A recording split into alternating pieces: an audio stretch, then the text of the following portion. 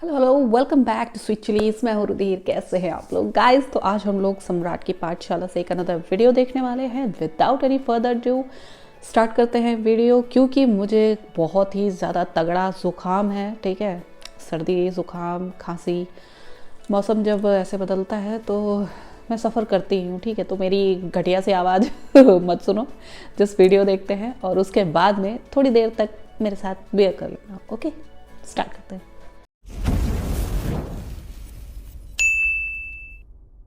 तो क्या हाल है? स्वागत है आपका हमारी एक और तड़कती भड़कती रापचंडूस टाइप की वीडियो में। और आज हम बात करेंगे अपने देश की राजनीति की, जिसके शिखर पे कुछ सालों से एक ऐसा व्यक्ति आके बैठ गया है जो हिलने का नाम नहीं ले रहा भाई साहब। तो जैसा कि आप लोग जानते हो, बिहार चुनाव में एनडीए की प्रचंड जीत हुई है। मतलब बिहार में बिहार की जनता ने बीजेपी को दे दिया और हार तेजस्वी को।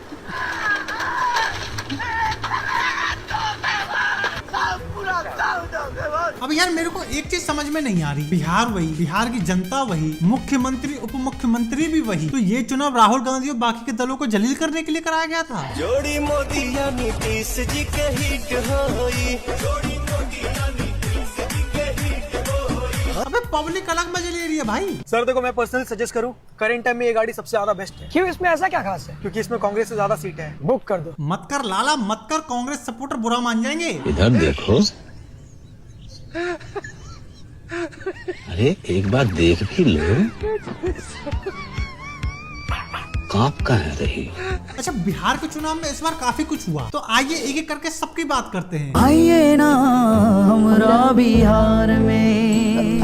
तो इस बार बिहार चुनाव में बहुत लोगों का घमंड चूर हुआ है, जिसमें से सबसे पहले आते हैं हमारे तेजस्वी यादव। ये बंदा ऑलमोस्ट मान के बैठा था कि वो सीएम बन चुका है। और 18 तारीख को आप लोग लिख के रख लीजिए, हम लोग ओथ के लिए जाएंगे और नौकरी वाली सरकार आने वाली है। देख रहे हो भाई का कॉन्फिडेंस, सीधा शपथ ग्रहण की बात कर रहा था, बट बिहार की जनता ने रेपटा मार मार के भाई को नींद से जगा दिया। भाई सोच रहा था जनता मुझको सीएम बनाएगी, बट जनता तो असलियत में ये सोचती है भाई के बारे में। अरे फूट गई लालटेन, बह गई तेल, बिहार में राज करिए 9वीं फेल। अरे तेजस्वी भैया, ऐसे कैसे बनिएगा सीएम? भाई साहब, भाई ने फुल जोर लगा दिया जीतने का, बट रिजल्ट तो आप लोग जानते ही हो। इवन रिजल्ट देखकर तो लालू प्रसाद यादव भी राहुल गांधी से ये बोल रहे होंगे। हाथ जोड़ के आपसे गुजारिश करता हूँ, मेरे बेटे का फ्यूचर बर्बाद मत कीजिए। अच्छा, इस चुनाव में एक व्यक्ति और है जिसके बारे में अगर बात न की जाए तो चुनाव अधूरा अधूरा सा रहेगा। वो शख्स है शत्रुघ्न यादव और खेसारी लाल यादव। भाई भी फुल जोश में था भाई साहब, फुल ओवर कॉन्फिडेंस में। जीतते हैं तो छपरा की जनता के लिए क्या कर? जीतते हैं, ये सवाल ही नहीं है कि जीतते हैं, जीत गए हैं।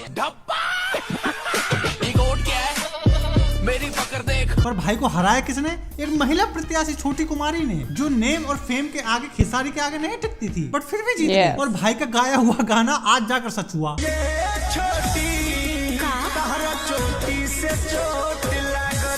भाई सब लगाया तो भाई ने भी पूरा एडी चोटी का जोर था। अखिलेश यादव तक को प्रचार के लिए बुला रखा था भाई साहब। और हमने तो पता लग गया, इस बार एक ही भारी है सबके ऊपर। अखिलेश जी, वो खेसरी नहीं है, खेसारी है। नाम तो ढंग से याद कर लेते। anyway, ये लोग इतने कॉन्फिडेंस में थे ना कि अखिलेश यादव को भी ये लगा कि भाई साहब अब तो खेसारी के आगे कोई टिक ही नहीं पाएगा। बिल्कुल, क्योंकि खेसारी बिहार में एक बड़ा नाम तो है ही भाई, इसमें कोई दो राय तो नहीं है। तो सबको यही लग रहा था कि भाई साहब ये यार, जीत बिहार में ही नहीं, बिहार के बाहर भी बहुत बड़ा नाम है खेसारी लाल यादव। तो खड़ा कर दिया अपना स्टार प्रचारक, पावर स्टार पवन सिंह। यादव जी, यो, पूर्वांचल हमारे कंट्रोल में है और रहेगा, और किसी माई के लाल में हिम्मत नहीं है जो आंख दिखा दे। अबे ये वो बंदा है जिसने बिग बॉस की टीआरपी खत्म कर दी थी भाई साहब। जब तक वो राइज एंड फॉल में था, भाई का डायलॉग है ना, पावर यहीं से शुरू होला और यहीं खत्म हो जाला। वो सही बात है। भाई पर्सनल लाइफ में कितनी ट्रेजेडी चल रही हो, ठीक है, लेकिन ऐसे ही इसको पावर स्टार नहीं बोलते भाई। insane। हिला के झंडा गाड़ के आया है। प्यार से समझ जाइए, नहीं तो रेल दिया जाएगा। खेसारी लाल यादव जरा सी भीड़ देख के बौखला गया और बकैती करने लगा, जो गुरु बैकफायर कर गई। पता है खेसारी कैसे हारा? गलती नंबर 1, हमें हराने के लिए कोई माई का लाल पैदा नहीं हुआ। हम ब्रह्मा के लिखे हुए लकीर में भी मिटा सकते हैं। इसीलिए कहते हैं ओवर कॉन्फिडेंस बहुत बुरा होता है। नहीं मिटाना ब्रह्मा का लिखा हुआ, बन गया हीरो, करवा ली बेइज्जती। महक पर ही आना जरा। और लेवल देख के बात किया कर लाला, क्योंकि जितना तेरा नाम है ना उतना तो हम दोनों का बदनाम है। गलती नंबर 2, राम मंदिर में पढ़ के मैं क्या मास्टर बन जाऊंगा? राम मंदिर पढ़ के क्या मैं प्रोफेसर बन जाऊंगा? अबे पजामे में रह ले लाला, अभी राजनीति में आए हुए तुझे गिनती के 4 दिन नहीं हुए और तुम भी वही गलती करने लगे जो विपक्ष पिछले 60 सालों से करता आ रहा था। बेटा मुंह से निकली बात और पिछवाड़े से निकला पाद कभी वापस नहीं जाता है, इसीलिए बोलने से पहले सोच लेना चाहिए। महक परी आओ। गलती नंबर 3, और विद्या अगर सरस्वती में होती तो विद्यालय नहीं होता, तो ये इतने सारे विद्यालय बनाने की क्या जरूरत है? हम कम से कम 50 मंदिर सरस्वती का ही बना। भाई हिंदुओं के देवी देवताओं का, उनके धर्म स्थलों का मजाक बना अरे हद हो गई यार, ये क्या बदतमीजी है। भाइयों ने भी उसको झुंझुना पकड़ा दिया। भाई मुसलमानों ने भी ये सोचा होगा कि भाई जब तू हिंदू होकर हिंदुओं का नहीं हुआ, हमारा तो घंटा होगा। अब भाई रोता एब्सोल्युटली वो यही सोचते हैं। अपने बोआ जननी रहू। महक परी आओ। भाई पहले थोड़ा बहुत जो काम में तरक्की कर रहा था ना, अब उससे भी हाथ धो बैठेगा। मतलब खेसारी भैया अब ना घर का रहा ना घाट का। अच्छा इसकी इस आदत के बारे में इसके दोस्तों को पूरी अच्छी तरीके से पता था कि भाई किस लेवा का चिरांद है। खेसारी लाल यादव के बारे में एक चीज आप लोग आज जान लीजिए, कोई ऐसा सगा नहीं जिसको इसने ठगा नहीं, और जब जब मुंह इसने खोला है कभी ऐसा हुआ ही नहीं कि इसने हगा नहीं। मुंह खोलेगा और हगेगा। बता यार। और ये बात 100% सच साबित हुई है। इसीलिए ये कहावत कही गई है कि जिसका काम उसी को साजे, बाकी तो तुम समझदार हो ही। क्यों महक परी? अच्छा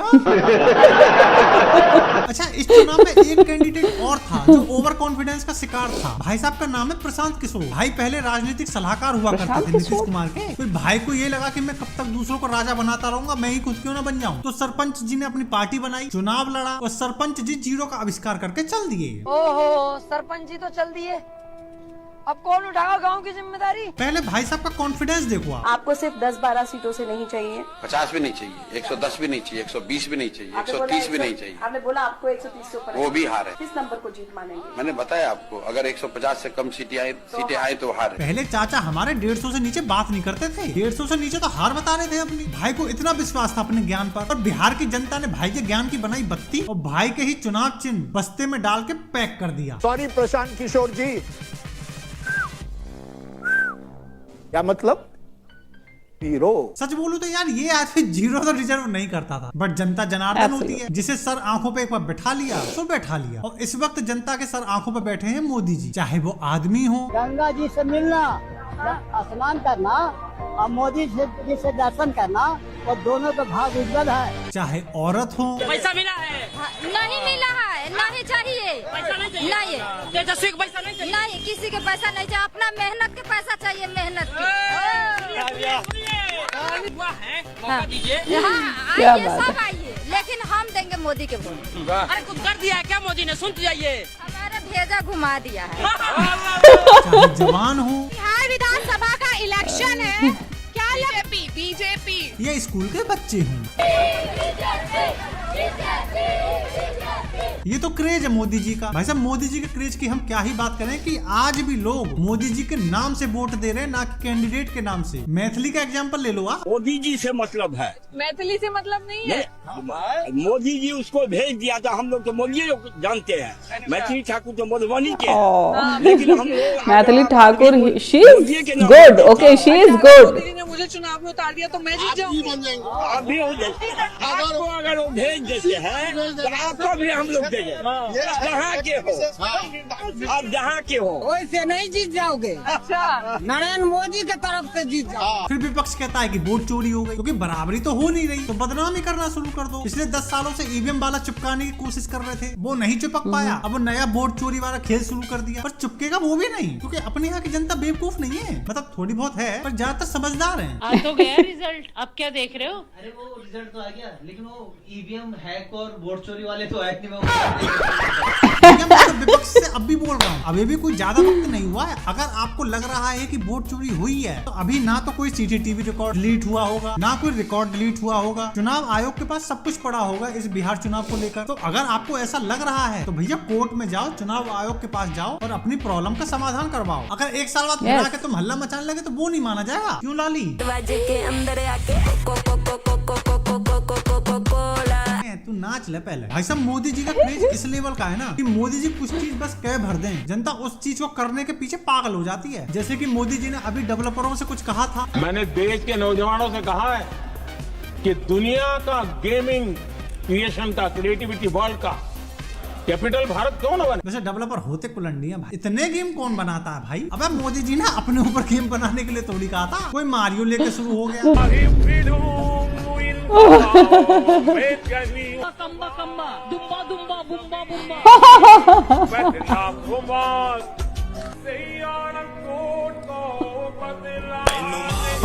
अरे यार फ्लाइंग मोदी वाला गेम लेके शुरू हो गया। ऐसे गेम्स का निर्माण करने पर भी हो जो हमारी युवा पीढ़ी को। अबे रुक जाओ। बाकी कोई माने चाहे ना माने, बीजेपी की इस प्रचंड जीत पर है ना एक फैक्टर और था जो दिन रात बीजेपी के लिए काम कर रहा था भाई साहब। और जहाँ तक मुझे लगता है बीजेपी की इतनी सीट आने का असली रीजन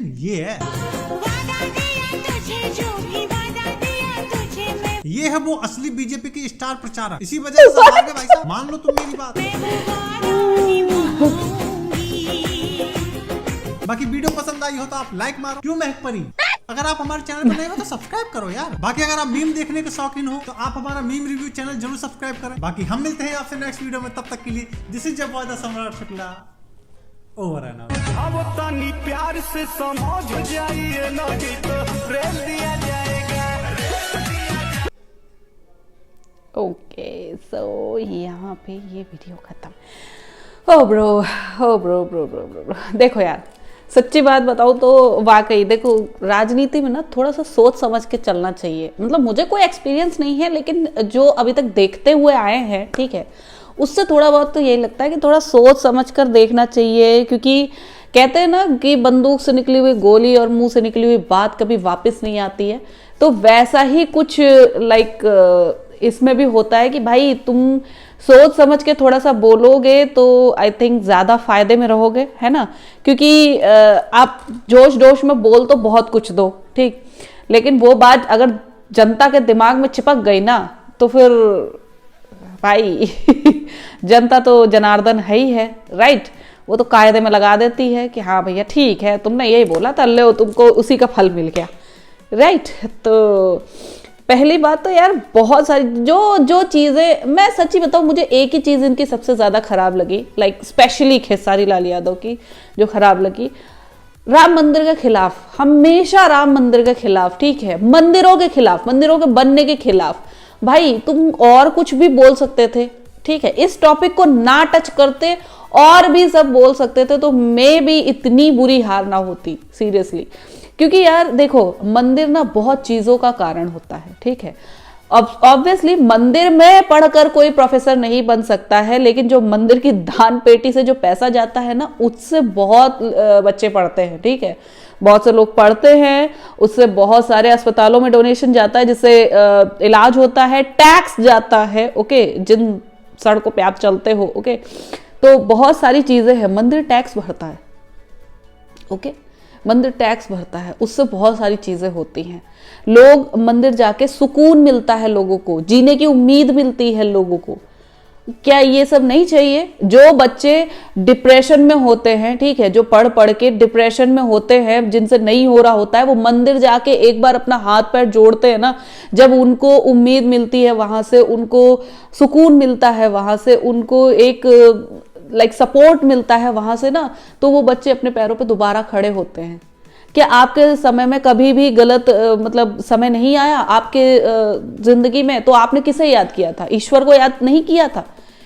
ईश्वर सपोर्ट देते हैं, मॉरल सपोर्ट देते हैं, ठीक है। तो प्लीज मंदिर के बारे में ऐसे घटिया घटिया बातें करना बंद करो, ओके। ये करने से वो जाएगा, वो करने से वो जाएगा। आप वो ये कहो ना कि हाँ आप मंदिर तो बना ही रहे हैं, साथ साथ में और भी चीजें बनाइए, हमें चाहिए मंदिर लेकिन साथ साथ में और भी चीजें बनाइए। ये कहते तब भी नहीं, सीधे खिलाफ ही बोलने लगे भाई। तो consequences, okay, consequences. So I hope आप लोग को रिएक्शन पसंद आया होगा। मैं मिलती हूँ नेक्स्ट वीडियो में, बाय बाय।